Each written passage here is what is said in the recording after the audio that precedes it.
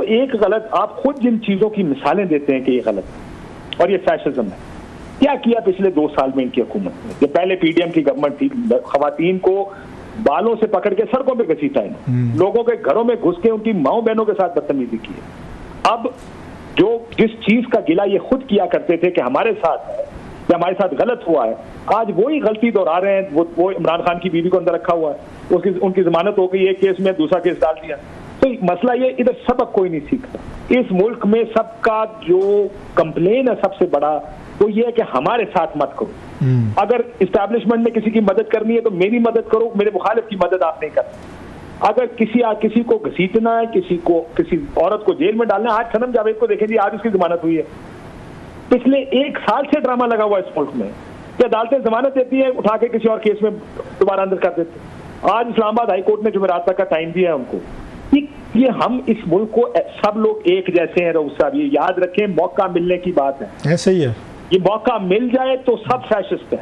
सबका दिल है कि अपने मुखालिफ को तुन के रख दें, सबका दिल है कि अपनी सोनिया और गलियां के विच मिर्जा यार फिरे। सबकी सोच यही है, अपने मुखालिफ को मारने के लिए वो किसी को भी अपना कंधा देने को तैयार है। क्या हुआ पिछले 1 साल में? मियां साहब ने डीलें की ना, वो जो वोट को इज्जत दिलाना चाहते थे। कहाँ है पीपल्स पार्टी जो जमहूरियत की सबसे बड़ी चैंपियन थी, जो इंसानी हकूक के लिए सबसे ज्यादा खड़ी होती थी? पिछले 1-2 साल में जब वो हुकूमत में थे, क्या कुछ नहीं हुआ इस मुल्क? मीडिया के साथ क्या हुआ यार? इमरान रियाज 5 महीने किसी को पता नहीं था है कहाँ? अरशद शरीफ को देखें, मुल्क जिन लोगों के ऊपर 50-50 FIR हुई, अरशद शरीफ को शहीद कर दिया गया। किसी ने, आपने बिलावल भुट्टो के मुंह से कोई बयान सुना कि ये इंसानी हकूक के खिलाफ है, ये नहीं होना चाहिए, या हम हुकूमत छोड़ देंगे अगर इस तरह का तर्ज अमल दोबारा हमने देखा? वो कहाँ गए बयान के तुम बड़े बेगैरत हो, हमारे साथ मुकाबला करो? और जब ऑपोजिशन में थे तो उसका गैरत के लेक्चर देते थे, जब हुकूमत में आए तो आज भी पीपल्स पार्टी की तरफ से कोई पॉलिसी बयान अब तक नहीं आया। लोग अपनी जाती ख्वाहिश का इजहार कर रहे हैं, लेकिन मैं आपको यकीन कैसे दिलाता हूँ रोज़ा पका, उनको अपना सियासी मफाद नजर आया तो वही होगा, उतनू खाई जाओ तो बिच्छू खाई जाओ तो उतनू रोला पाई जाओ। ये ऊपर से कहेंगे देखें ये जमहूरियत के बड़े खिलाफ है, लेकिन जो वो कर सकते हैं कि हुकूमत से निकल जाए, मुझे धमकी दें कि अगर आपने ये आर्टिकल 6 लगाया या आपने पार्टी को बैन करने की कोशिश की, हम हुकूमत का हिस्सा नहीं रहेंगे, आप इस हद तक पीपल्स पार्टी शायद ना जाए। आपने बड़े पॉइंट्स उठाए हैं, जो असल पॉइंट है। कल को जो रेफरेंस जाने हैं 2, मैं अगर गलत नहीं कह रहा प्लीज आप उस पर करेक्ट कीजिएगा, पार्टी बैन करने का रेफरेंस है या आर्टिकल 6 का है, तो ये कैबिनेट अप्रूवल देगी और फिर रेफरेंस की शक्ल में प्रेसिडेंट ऑफ पाकिस्तान को जाएगा, वहाँ से रेफरेंस जो है सुप्रीम कोर्ट को जाता है। मेरा ख्याल ये प्रोसेस है। तो क्या जरदारी साहब जो हैं वो दोनों रेफरेंसेज की अप्रूवल देंगे? वो अप्रूवल देंगे तो आगे जाएगा।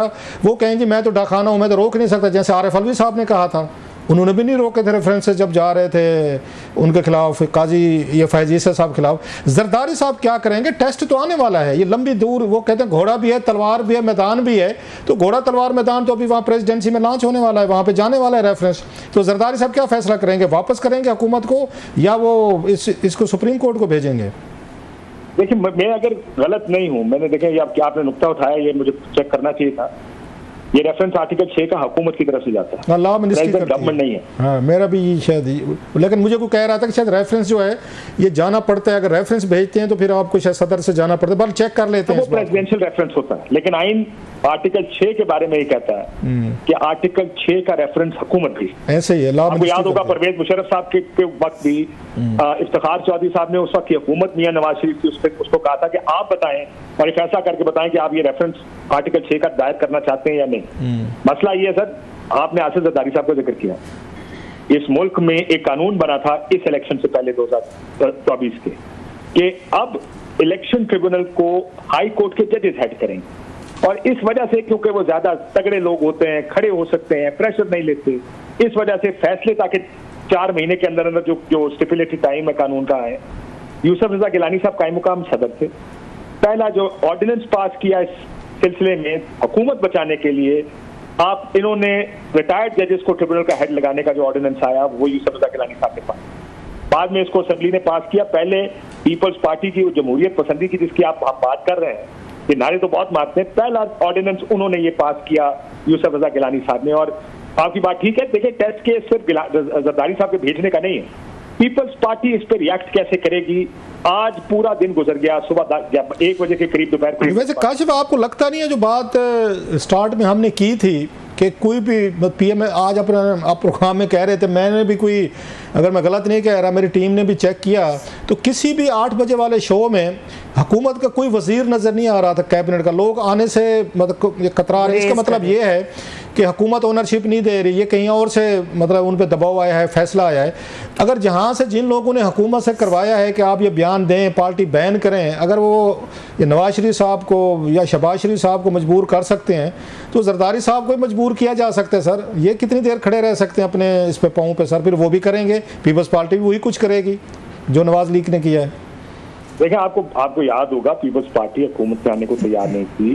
बिलावल साहब जब लाहौर जा रहे थे इलेक्शन के बाद जरदारी साहब से मिलने, उन्होंने अपने तर्जुमान को कहा कि आप बयान दें जो टीवी पर चला कि पीपल्स पार्टी हुकूमत का हिस्सा नहीं बनेगी और उसे नहीं बनना चाहिए। बिलावल साहब की पोजीशन ये थी, लेकिन आपको पता फिर वो किन हालात में उनको हुकूमत का हिस्सा बनने पर मजबूर किया। तो बिलावल साहब जरदारी साहब की इस सियासत से दूर शायद हटना चाहें भी।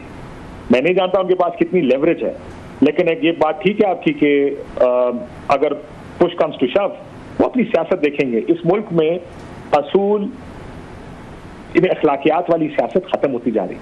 अगर ये कहूँ कि खत्म होने के करीब है, आखिरी सांसें ले रही है। किसी को इखलाकियात, आइन, कानून, जमहूरियत। काशिफ मैं इसलिए कह रहा था कि पीपल्स पार्टी ठीक है, वक्त के साथ वो पार्टीज बदलती भी हैं, लेकिन भुट्टो साहब ने भी तो की हुई। भुट्टो साहब भी मेरे ख्याल 74-75 में उन्होंने भी पार्टीज, पॉलिटिकल पार्टीज को बैन किया हुआ है, वो भी ये काम कर चुके हैं। सो पीपल्स पार्टी की तारीख में तो है, वो बदल जाते हैं वक्त के साथ, हम उनको ब्लेम नहीं करते, लेकिन ये टेस्ट केस तो है इनके लिए कि कैसे खड़े होंगे। राव साहब, आपने भी भुट्टो साहब की तारीख भी पढ़ी होगी, जो उनका दौरे हुकूमत था, वो भी सख्त वो थे अपोजिशन के साथ, कोई कसर उन्होंने भी नहीं छोड़ी थी।